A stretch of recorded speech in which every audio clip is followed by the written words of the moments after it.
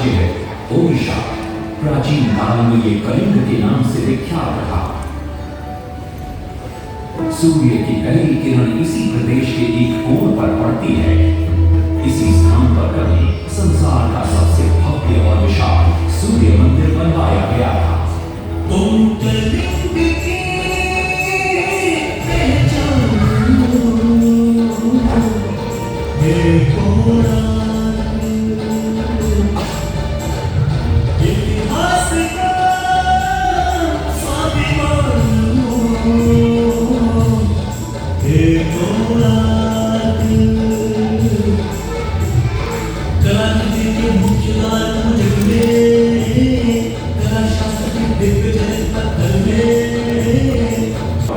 पुस्तक मादला पांजी और राजा चक्रांगी को उल्लेख है कि 13वीं सदी में गंग वंश के राजा लंगुला नरसिंहदेव ने इस सूर्य मंदिर का निर्माण करवाया था।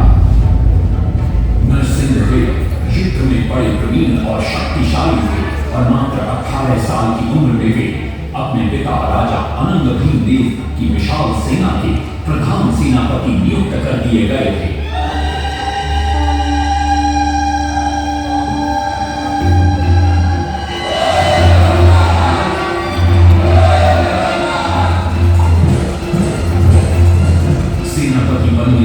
नरसिंहदेव ने अपने कुशल नेतृत्व से दक्षिण के कई आक्रमणकारी राजाओं को युद्ध में हरा दिया।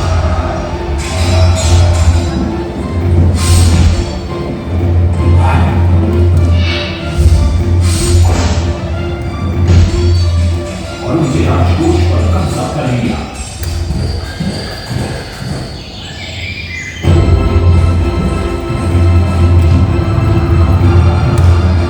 तत्पश्चात उन्होंने विजय पूरा, जिसे आज हम वारंगल के नाम से जानते हैं,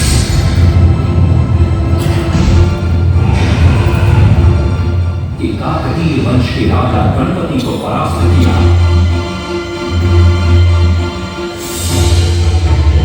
और उनके राजकोष पर भी कब्जा कर लिया। 3 वर्षों तक निरंतर युद्ध के पश्चात जब वे बहुत सारी धन संपदा लेकर कलिंग लौटे तो राजमहल में उनका भव्य स्वागत हुआ।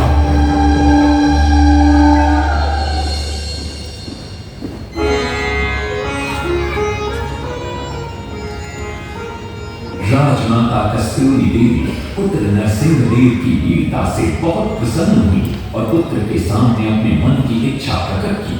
कहा, तुम्हारे पिता ने शंख क्षेत्र पुरी में भगवान जगन्नाथ का भव्य मंदिर बनवाया है। मैं चाहती हूँ कि तुम पद्म क्षेत्र कोणार्क में उससे भी भव्य और विशाल सूर्य मंदिर बनवाओ। किंतु नरसिंहदेव माता से प्रति प्रश्न करते हैं, सूर्य मंदिर ही क्यों, और वो भी कोणार्क में? तब राजमाता कस्तूरी देवी बतलाती है, द्वापर युग में भगवान श्री कृष्ण के पुत्र सांब बड़े ही सुंदर और सुकुमार थे।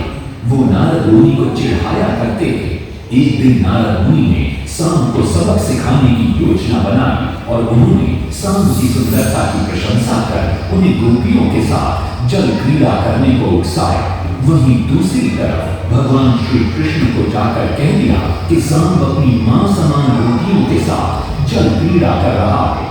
श्री कृष्ण इस बात से बहुत क्रोधित हो जाते हैं और वे सांब को श्राप दे देते हैं, जिस सुंदरता का तुम्हें अभिमान है वो तत्क्षण नष्ट हो जा। सांब को घोर हो जाता जब सांब राजमहल लौटते हैं और मां जामदेवी को ये पता चलता है कि पिता श्री कृष्ण के श्राप की वजह से सांब की ये अवस्था हुई, तो सारी रानियां क्रोधित हो जाती। नारद जी को बुलाया जाता है। वे रोग मुक्ति का उपाय बतलाते हैं। वे कहते हैं, सूर्य की पहली किरण ऊर्ध्व देश के एक कोण पर पड़ती है जिसका नाम कोणार्क है। शाम को वहीं जाकर सूर्य की आराधना करनी होगी।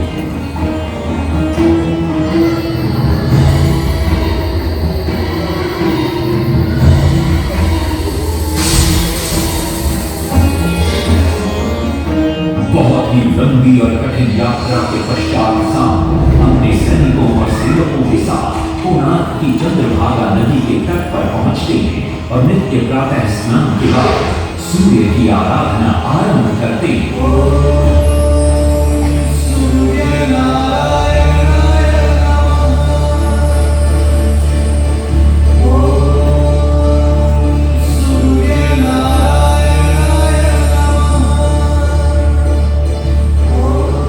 अन्न जल त्याग कर 12 साल की कठिन तपस्या के बाद सूर्य देव प्रसन्न होकर प्रकट होते और शाम को रोग मुक्त होने का वरदान देते। पुत्र, आज रात्रि के चतुर्थ प्रहर में स्नान करते समय नदी के तल में तुम्हें एक वस्तु मिलेगी। वो मीरा ही प्रतिरूप होगी। उसका स्पर्श पाते ही तुम इस कोढ़ रोग से मुक्त हो जाओगे। स्नान के पश्चात शाम जब नदी से बाहर आते हैं तो वो रोग मुक्त हो चुके होते हैं। उनके हाथ में एक छोटा सा पत्थर उनके सुंदर और सुकुमार शरीर को देखकर सारे अनुचर और सिपाही प्रसन्न होते। शाम उस पत्थर को वहीं स्थापित कर एक छोटा सा मंदिर बनवाते। लेकिन जब उन्हें ज्ञात होता है कि सूर्य पूजा का विधि विधान यहाँ किसी को पता नहीं है तो वे चिंतित हो जाते। वे ध्यान में बैठते। सूर्य देव पुनः प्रकट होते और शाम के पूछने पर बतलाते कि दूर पश्चिम में साक्य देश के माता ब्राह्मण पूजा की विधि विधान जानते। शाम साक्य देश की ओर निकल पड़ते जो आज का ईरान है। महीनों की लंबी यात्रा के बाद शाम 18 माता ब्राह्मण परिवारों को साथ लेकर कोणार्क लौटते हैं और सूर्य मंदिर में पूजा शुरू हो जाती है। राजमाता कस्तूरी देवी नरसिंह देव को बतलाती है कि विवाह के कई वर्षों बाद तक जब हम निसंतान थे मैंने भी उस सूर्य मंदिर में पूजा अर्चना की और तुम पुत्र रूप में मुझे प्राप्त हुए। माता की बात सुनकर नरसिंह देव मां को कोणार्क में संसार का सबसे भव्य और विशाल मंदिर बनाने का वचन देते। सदाशिव सामंतराय महापात्र जो शिवई सांतरा के नाम से लोकप्रिय थे, वे अपने सहयोगी बीसु महाराणा के साथ मंदिर का प्रतिरूप बनाते और नरसिंह देव के समक्ष प्रस्तुत करते। नरसिंह देव मंदिर का प्रतिरूप देखकर अभिभूत हो जाते और शीघ्र मंदिर निर्माण कार्य आरंभ करने का आदेश देते। दूर से बड़े-बड़े पत्थर लाए गए, जितने पत्थर डाले गए सारे टूट गए। पानी को डाला, उसमें डाले गए, नहीं पता डाला, सारे टूट गए। सिर्फ इंसान तेरा हुए परेशान, किस विधि मंदिर बने। सिर्फ इंसान तेरा हुए परेशान, किस विधि मंदिर बने। एक दिन वे चिंतामग्न कोणार्क लौट रहे थे, तभी उन्हें प्यास महसूस हुई। उन्हें पास ही में एक कुटिया दिखाई पड़ती है जहाँ एक बूढ़ी औरत से उनकी भेंट होती है। शिवई सांतरा पानी मांगते हैं। बूढ़ी औरत पानी के साथ गरम गरम भोजन भी लेकर आती है। वे थाली के बीच में हाथ डालते हैं जिससे उनका हाथ जल जाता है। तब वो बूढ़ी औरत मुस्कुराकर कहती है, तुम तो शिवई सांतरा की तरह बीच से भोजन उठाकर खा रहे हो। ये सुनकर शिवई सांतरा को अपनी भूल का एहसास होता है। माता रामचंद्री ने उपाय सुझाया, समझे शिव सांतरा।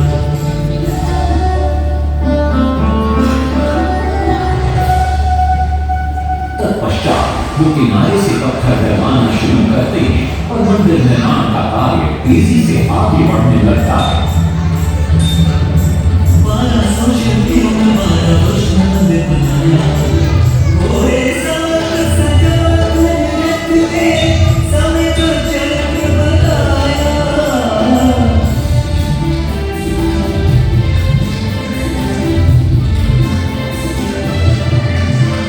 दूसरी तरफ कलिंग के उत्तर के राज्यों के नवाबों के बार बार राज्य पर आक्रमण हो रहे थे। इन आक्रमणों से क्रोधित होकर नरसिंह देव अपनी विशाल सेना को लेकर युद्ध के लिए निकल पड़े।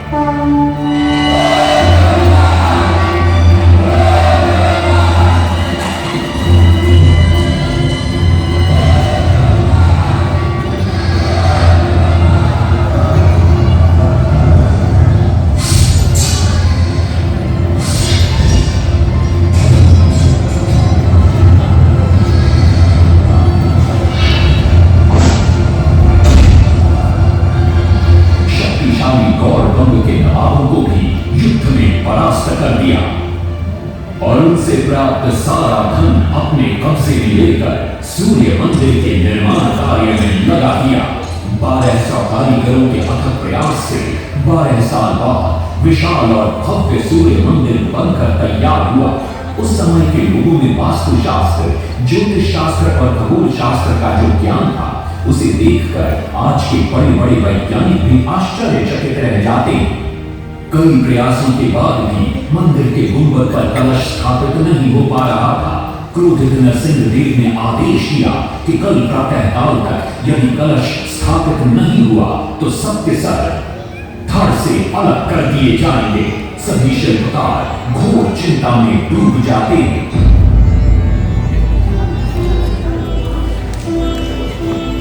दूसरी तरफ मुख्य शिल्पकार बीसू महाराणा का 12 साल का बेटा धर्मपद सूर्य मंदिर के प्रतिरूप पर कलश बिठाकर प्रसन्न होता है और मां के सामने अपने पिता से मिलने की इच्छा व्यक्त करता है।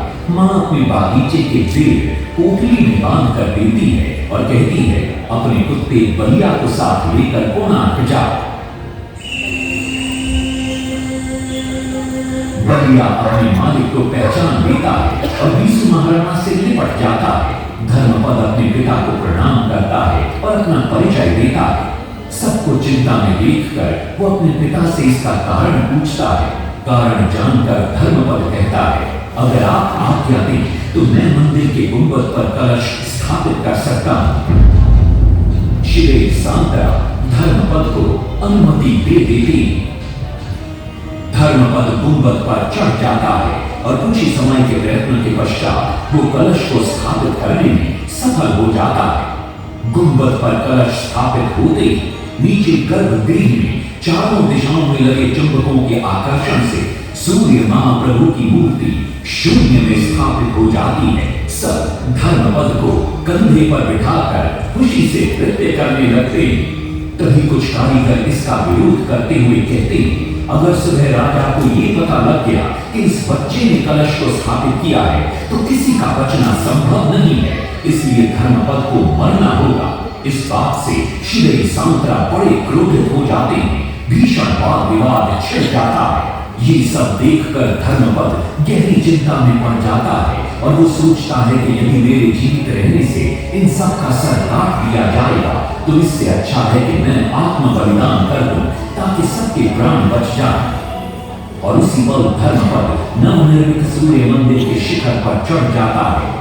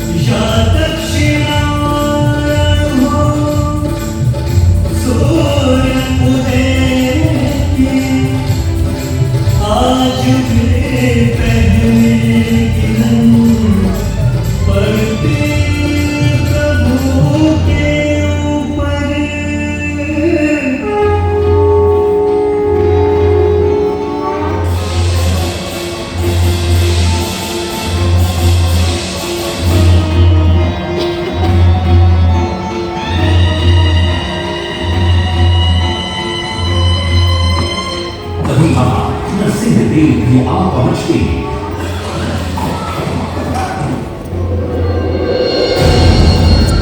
और सूर्य महाप्रभु को शून्य में स्थापित देख वे भी आनंद से भर जाते हैं और शिवेर सांतरा की भूरी भूरी प्रशंसा करते हैं। वो ये भी घोषणा करते हैं कि माघ शुक्ल पक्ष की सप्तमी को मंदिर की प्राण प्रतिष्ठा की जाएगी। लेकिन शिवेर सांतरा कहते, राजन तिथि तो अच्छी है लेकिन मंदिर की प्राण प्रतिष्ठा के लिए ये शुभ नहीं है।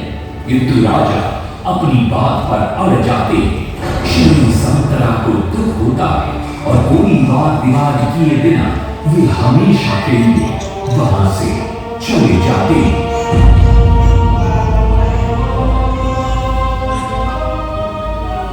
पूर्व निर्धारित तिथि पर मंदिर की प्राण प्रतिष्ठा संपन्न होती है।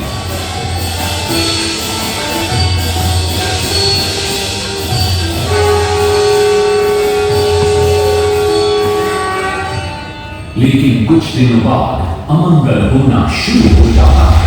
सबसे पहले विराट सिंह की मूर्ति नीचे आ गिरती है। तत्पश्चात मंदिर की शिलाओं का गिरना भी शुरू हो जाता है। नरसिंहदेव को अब समझ में आता है कि श्री सांतरा का कहना सही था, लेकिन देर हो चुकी थी। बहुत साल बाद मंदिर के आसपास जंगल उगा और ये मंदिर घने जंगलों के बीच छुप गया। जब अंग्रेजों ने जंगल के बीच इस मंदिर को देखा तो उन्होंने इसका पुनरुद्धार किया। आज आप उसी विशाल मंदिर के भग्नावशेष देख रहे हैं। ये है इस प्रसिद्ध मंदिर की कथा। अब इस कथा में कितनी सत्यता है और कितनी कल्पना है ये तो किसी को नहीं मालूम, लेकिन ओडिशा की जनश्रुतियों में यही कथा विद्यमान है।